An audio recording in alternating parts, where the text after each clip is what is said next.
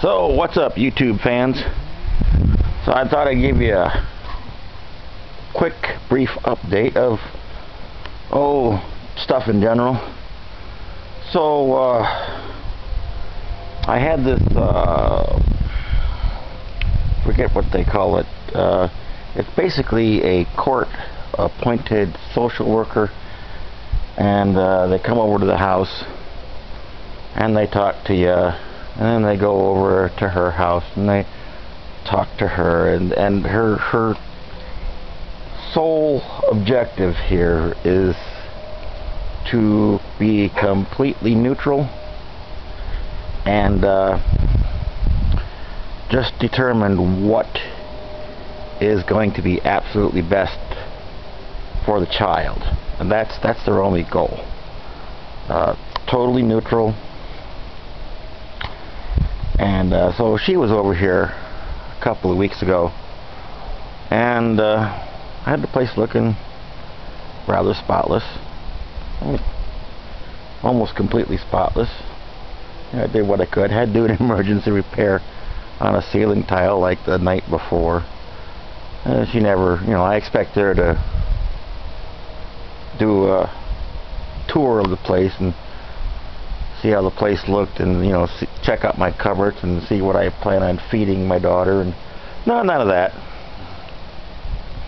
And I have this hard drive full of evidence and videos and stuff, and no, she didn't look at any of that, but she did look at a good deal of the pictures that I extracted from video, so that was good. Every point that I made, I was able to back up with proof, so I think it worked out rather well. She informed me that my wife hasn't even bothered to contact them yet, which works in my favor, because she was supposed to have, both of us were supposed to have paid this person in full by November 4th. This was a 30-day notice, and I did what I was supposed to do, and she hasn't. And it's almost, here it is December now, and I don't think she might have gotten a hold of them by now. I don't know. Almost a month later, so that seems to be working good. And I don't know what she's going to tell them. She's going to victimize herself, of course. Oh no, I'm the victim here. Our daughter's the victim here. She's going to have to come up with a pretty convincing story about everything. I mean, there's lots of stuff to tell. There's the fact that she would take money from me and our daughter, and we bought these hide-a-safes. They look like everyday stuff that you have in your house, like cans of stuff that you buy at the store to hide our money in. And and my daughter had $200.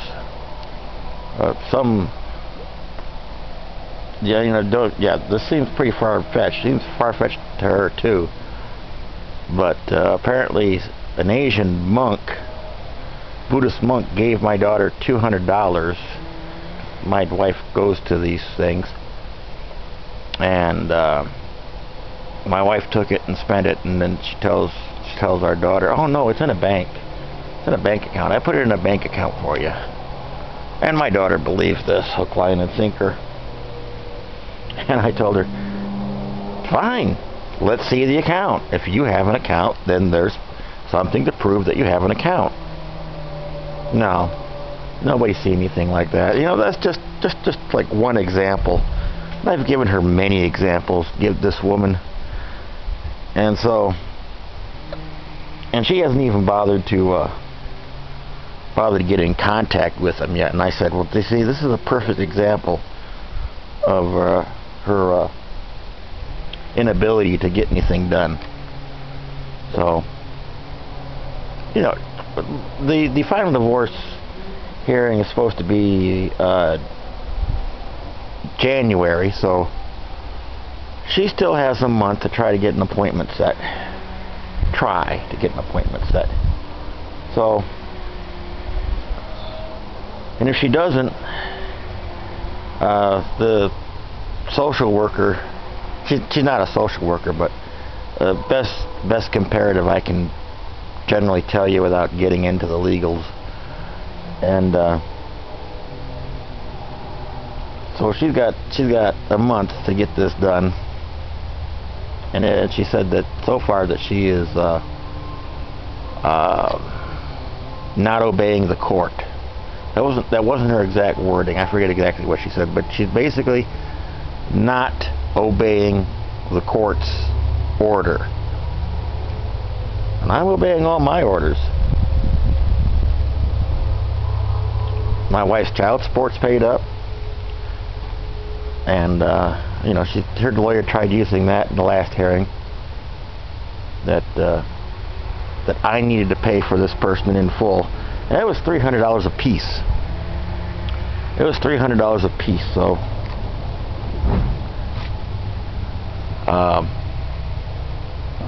I paid my $300, and her lawyer said that I should pay her $300 because I'm leaving her in poverty. Paraphrasing what he said to the judge. I'm like tugging on my lawyer's sleeve, going, man, I object. Tell this. My lawyer's like, and I'm like, okay. So, I mean, you know, I was a little behind when we went to court, but I wasn't that far behind. You know, we went across the hallway to Treasury and found out that I was like $150 behind. Like, my lawyer's like, that's really not that bad. You know, you hear much worse stories. So, you know, I got caught up. No big deal. So, and we'll see how things work out, and we'll get things back to normal. So let me catch you up on what I've been tinkering around with over the course of the summer. I have done a bunch of smoking, of course, with grills, my old grill, and come up with a very good way of smoking. Now this I had to put in a new burner, but I can't find serial numbers on this, so I had to go with the generic stuff, and I didn't want to do like I did with this grill over here, which well, you saw that video. I painted the burners so they wouldn't rust. I didn't do that here. So, and it's just a very cheap kit, and I got to go in and I got to redo it because of that. You know, I don't know what happened, but this thing got pulled out, and so this was an experiment I tried that didn't go very well. My first attempt at smoking. So this is a little smoker box, but it does make a very good catch box now for all the materials that fall through. So next summer I'll show you some smoking techniques that I've discovered using a gas grill. And so basically I've got these steel plates, and I use that to make sure that all the smoke goes around the meat and into the upper chamber. And then I have a pan of water down here so that things don't dry out. And I've made some pretty good stuff in this grill. And this grill is like secondary grill. I just keeping some wood chips in here at the moment. Still got these burners in here that I painted, and they're still in good shape. Real good shape. Doesn't have an auto light. That's okay. And the grill is ready to be replaced on that.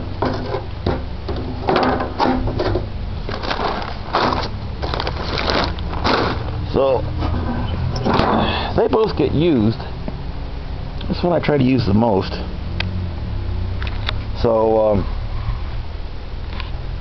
here's a project that I just started on just the week of Thanksgiving, and that's this box. This box is getting replaced. When I moved in here, this box was here and it was full of firewood, starter wood, kindling, and so over the years it's been, you know, customized lately. It's a workbench right now, and you know, I finally, you know, after years of having this, I finally got it to where I could keep stuff here, keep it relatively dry, and, you know, a little bit of storage, you know, as haphazard as it is. But look, the thing is made out of particle board. It's rotting. It's got weeds growing out the bottom of it. And let's see if I can hold this. See, look at that. It's leaning. The left side of this is like 2 inches lower than the right side. This side over here is deteriorating badly. So,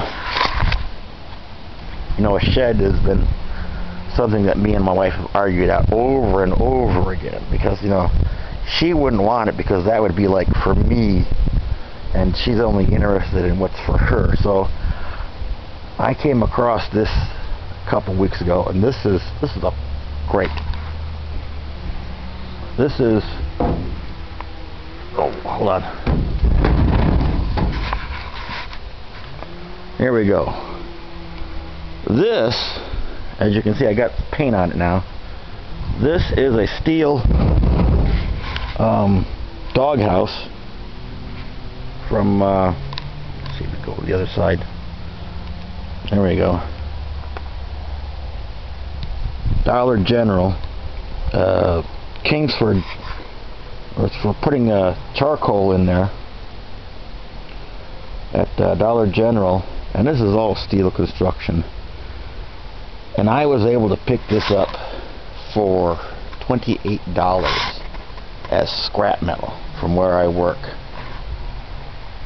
So this is great. This is bigger than that box over there, and it's got dual padlock. Looks like a handle goes here, so maybe I'll get another handle and put that there. And here's another good feature about it.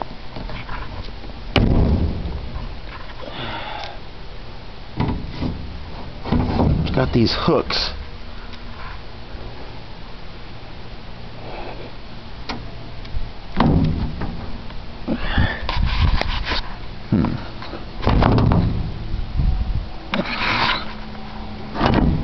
There we go. There we go. It's got these hooks, so you open the door, and there. The door stays perfectly open like that all day long. And you see I got plenty of storage on the inside.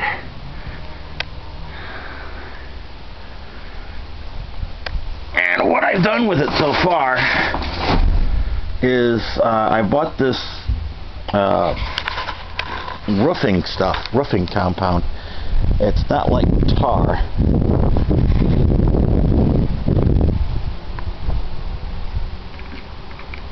Here we go. I mean, you can buy tar and you can buy the roofing cement, but this is a white roof coat. And what I've done with that is I've got a couple coats on here already. At first I painted the bottom, because the first thing this thing is going to do is sit in the snow all winter long. So I turned it over and I painted every little nook and cranny that I could find, and to keep it from rusting. And it's a great construction. I mean, this is already zinc plated steel, and they put a coat of paint on the bottom, so it's already pretty rust proof as it is, and they got a coat of paint on it on the inside as well. But you know, like right here, no, that is painted, but I found spots that weren't painted. Yeah, I don't think this is painted, but it's zinc plated. It's all zinc plated, so it should hold up for years. And then something I'm planning on doing with it, I was thinking about what I'd do with this, and I was thinking about getting a drawer in here, a sliding tabletop, and then I open the door, and then I pull this drawer out, and I have a workbench. And then when I'm done at the end of the day, I slide it back in, and I can close the door. And then I got thinking and thinking some more. I'm like, hey, you know what? See these vents right here? I could put speakers in those and put a radio in here. And I got a car stereo, brand spanking new car stereo, still in the box, that I bought for somebody's car, and they don't have the car anymore. Not a big deal. It's, you know, it wasn't expensive, and so I kept the stereo. Well, you know, I'll find something to do with it. I might put it in my 4x4. You know, I might put it in my 4x4 over there. That's still got the standard stock AM FM cassette in there, so you know, I might put it in the 4x4. I might not, but I was thinking about putting it in this. Put a little box right here, and then have the stereo right there, and then power that with a jumper pack, you know, a jump start battery pack for your car. And then when this is all done, this will go over there. So yeah, that's a little project that definitely want to get done. So I got my wood racks filled up for the winter. Last winter was very hard, man. It was tough. My propane. Let's go check my propane. You know, I got to go through at least a tank and a half in the winter. That's been my average. So I get her filled up, and yeah, we're at about 60% right now. I get her filled up for the winter, and then that seems to go out the quickest, you know, the earlier months for some reason, before the cold weather even sets in. So my wood racks are filled up, and I plan on burning wood in my fireplace a lot more often this winter.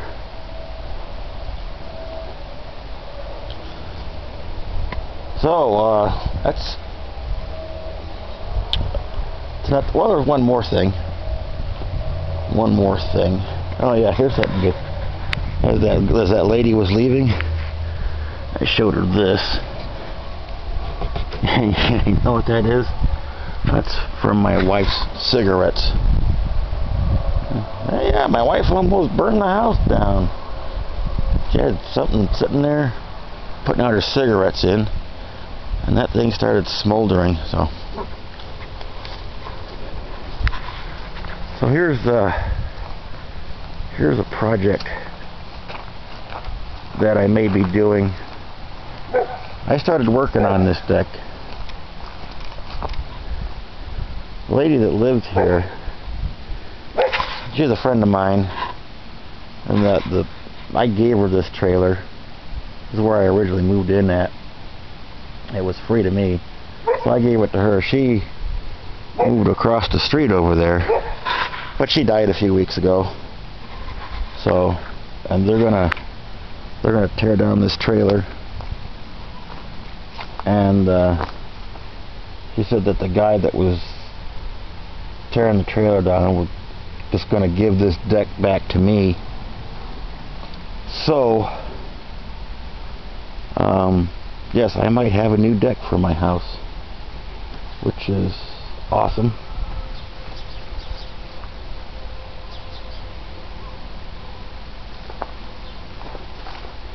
So this might be over there. I don't know. We'll see. For the moment,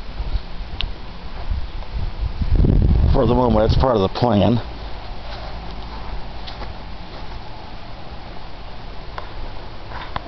So that's what's been going on, what is going on, what's happening.